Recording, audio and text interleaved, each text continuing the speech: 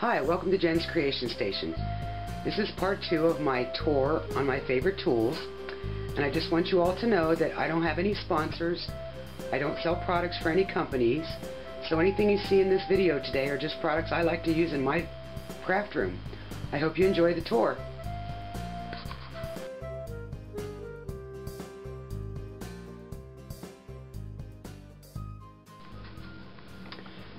This is an old Cricut mat. It's 12 by 12. I couldn't keep adhesive on it any longer, and I re-sticked my mat, so I completely stripped it, and then I just flip it over, and it is really great for craft knife cutting. By craft knife, I need one of these. This one's painted purple, so I know it's mine when I go to class.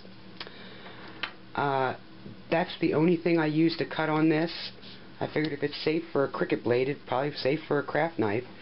If I'm cutting with anything heavier than a craft knife, I use my Omnigrid mats. I've got 2 of them. This one is 8 inches by 11 inches, and it has a grid. And then this one is plain on both sides, and it's 6 inches by 18 inches. And those are great for some other type of blade. Now, my craft knife is really multi-purpose. It's great for cardstock and paper, but if I'm cutting anything thicker than that, I prefer my box cutters.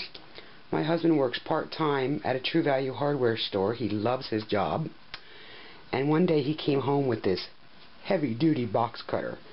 It's by Sheffield, and it is sharp and it is strong, and it cuts through chipboard, plastic, you name it. This is the large one, and then this is the small one. I just use this one for lightweight stuff. When he brought it home, I said, I want one of those, so he brought me this cute little one. And I said, no, I want a big one too, so then he brought me home a big one. And there's blade storage inside. If you decide to purchase one of these, please be very careful. They are very sharp. I use these blades on my Omnigrid mats. I do not use these blades with my Omnigrid rulers. They will shave off the edge of the plastic on the rulers. However, you can use the Tim Holtz ruler with them because it has a metal edge. Now you're going to see my scissor collection and you're going to think, geez, this woman has a lot of scissors. But I use every pair of them in my craft room. I'll start with the biggest pair. I've been sewing since I was in 4th or 5th grade. I learned how to sew when I was in 4-H, and when I was 16 I finally got my own pair of sewing scissors. Unfortunately, a few years later I ruined them cutting paper. Anybody who's ever sewn knows you don't use your sewing scissors to cut paper. I can't cut ribbon with these either because they're not sharp enough. But these are a very large industrial size pair of scissors and work great for big cutting jobs in my craft room. That pair's by Fisker, and so are these. These, I don't think they make them anymore. They're about 7 inches long. When I go to a crop or I go teach my class, my Cricut class, I take these instead of my larger ones just for the space issue in my bags.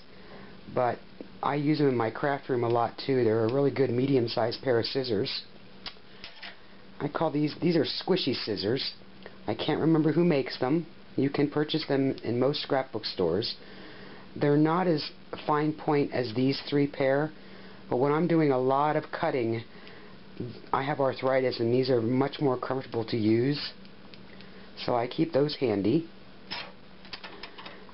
These are almost as old as my big scissors, and these are, I believe, called an embroidery scissor, and these are very sharp pointed.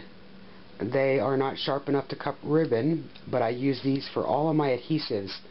That way I only gum up 1 pair of scissors at a time, and I use Goo Gone to get my adhesive off my scissors.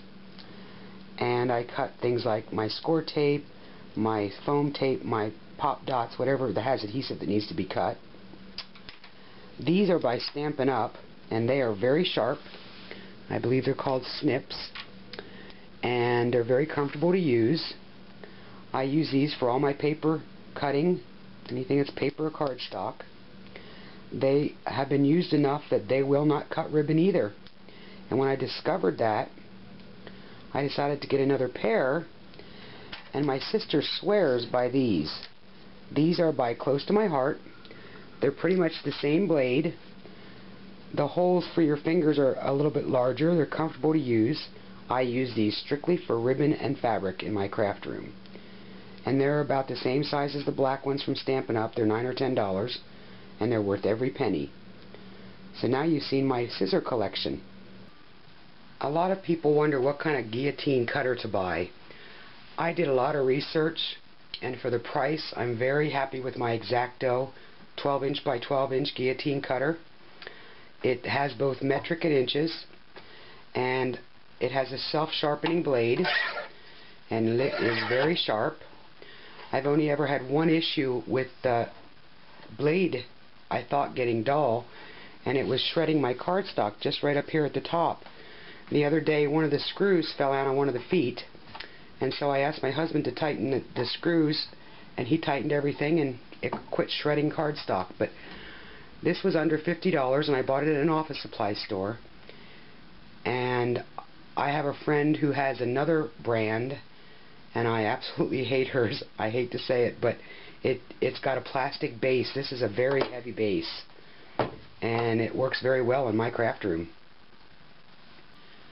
Sometimes I just can't take my big guillotine cutter to a class, or something like a class I might be teaching even. It's just too big and bulky. And I really thought I needed a Cricut portable cutter, and I got it home, and I love the fact that it snaps closed, but the grid ruler is very hard to read for me. So I'm still trying to decide if I like this one. This one I've had for a very long time. It's a Fiskars 12-inch, and I'm going to catch some glare from my lights, but this is all in silver and very easy to read.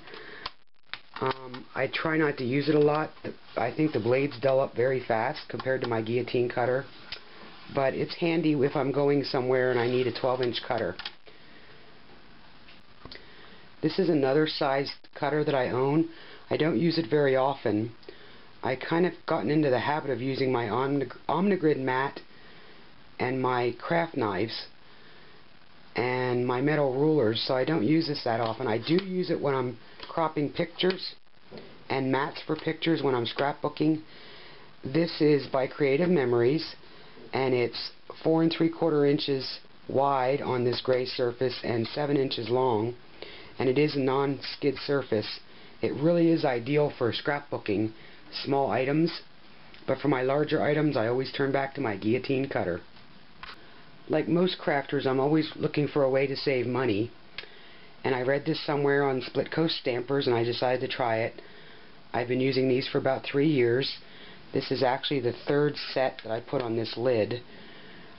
All these this is the one that I've used. It needs to be cleaned, but this one is brand new, and all it is a lid from a plastic container from the dollar store, and two of the paint pad pieces. These come with little circular things to hold it onto the handle, and I just cut those off with scissors. I use Scotch double-sided tape to adhere them. This one's been wet many times and the tapes never come off. I just use my Close to My Heart spritz cleaner with all my stamps, and when I clean it I just use Formula 409, and I scrub it real good with my fingers and rinse it very, very well. Let it dry and it's set to go again. You all see me use my ATG gun. This is a stand that I discovered from my ATG gun. It sits up high so I can always find it on my craft table.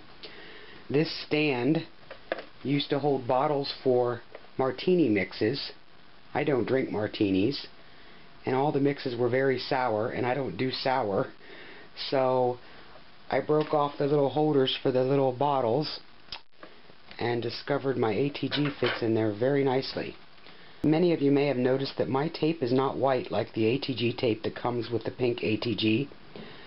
I prefer the tape that I buy from MySherryCrafts.com. She has a very good price. Her shipping is reasonable, and she ships very fast. This tape comes individually wrapped. It's the same size, same amount as the ATG Scotch brand tape. I find it sticks better, it comes off the roll better, and there's no clumping at the beginning or the end of my line adhesive when I use this tape.